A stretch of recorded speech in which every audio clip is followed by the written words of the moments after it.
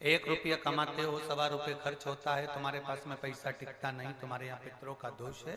तो तुम एक चावल का दाना अगर आप कहे कि पीपल के वृक्ष के नीचे दिया लगाओ, पीपल के वृक्ष के नीचे आप जल चढ़ाओ, या महादेव के मंदिर में 1 लोटा जल चढ़ाओ, तो हम कहते हैं ना कि प्रदोष के दिन बेलपत्री का वृक्ष, पीपल का वृक्ष, आंवले का वृक्ष, बड़ का वृक्ष या शंकर का शिवालय, फिर से सुन लेना, पीपल का वृक्ष,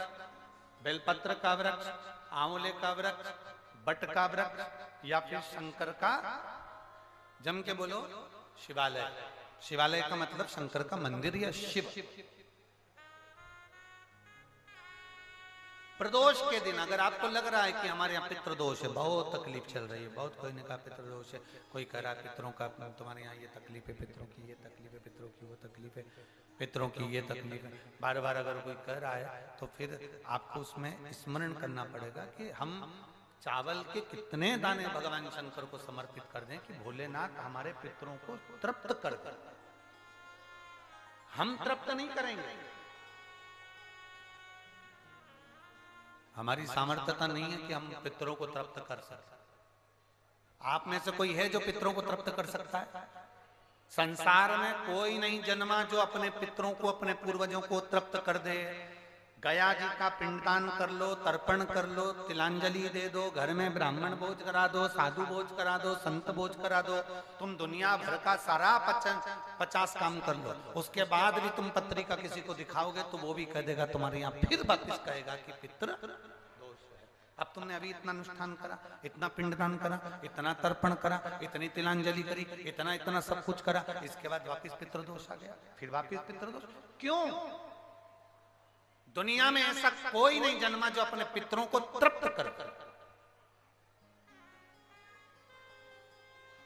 आप अपने घर के लोगों को तृप्त नहीं करते, जो जिंदा हैं वो उनको बोलो री भाई, जीजियो सही है कि गलत है? जो जिंदा हैं, माँ बाप अपने बेटे के लिए कितना भी कर ले, कितना भी, आखिरी में एक दिन बेटा कह देता तुमने हमारे लिए क्या करा। बहू के लिए कितना कर लो, आखिरी में बहू कह दे कि वो तो जेठानी को ज्यादा करती है, देवरानी को ज्यादा करती है, हमको करती है, अपनी ननद को ज्यादा करती है, बेटी को ज्यादा करती है, बेटी को लगता है कि बहू को ज्यादा करती है, दामाद को लगता है बेटी को ज्यादा करती है, नाती पंती सबको कितना भी कर लो, तुम अपने अड़ोसी पड़ोसी तुम्हारे रिश्तेदारों को तुम कितना भी दे लो, कितना भी कर लो, पर जब ये तृप्त नहीं हुए तो वो बोलो तो कैसे हो जाएगा? अपनी सामर्थ्यता है, अपनी सामर्थ्यता है कि अपन तृप्त कर ले उनको। अपनी कोई सामर्थ्यता नहीं है कि अपन पितरों को तृप्त कर ले, या अपनी सामर्थ्यता के अंतर्गत नहीं, ये अपनी सामर्थ्यता नहीं है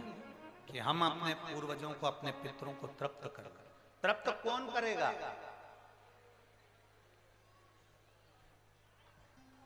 जिनकी शरण में पित्र है। वास्तु के देवता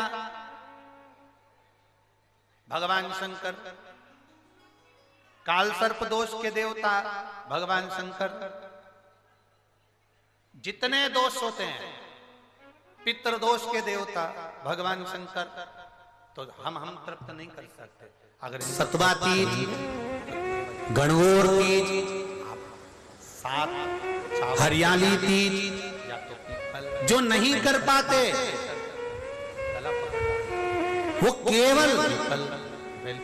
हरतालिका तीज जो भादो के शुक्ल पक्ष की तृतीया या फिर 30 तारीख को है, 7 चावल के दाने आप इन जगह में से कहीं पर 31 को गणेश जी बैठेंगे, 30 तारीख को हरतालिका तीज है। शास्त्र कह रहा है जो कोई तीज का व्रत नहीं कर पाता वो सौभाग्यवती नारी, कुंवारी कन्या, नारी, पुरुष, स्त्री अगर तीज का मात्र फुलेरे का दर्शन कर नहीं मिला, अपने व्रत का आनंद पा सकता। ये वो स्थान है अरे भाई के दिन जितने शिवालय हैं,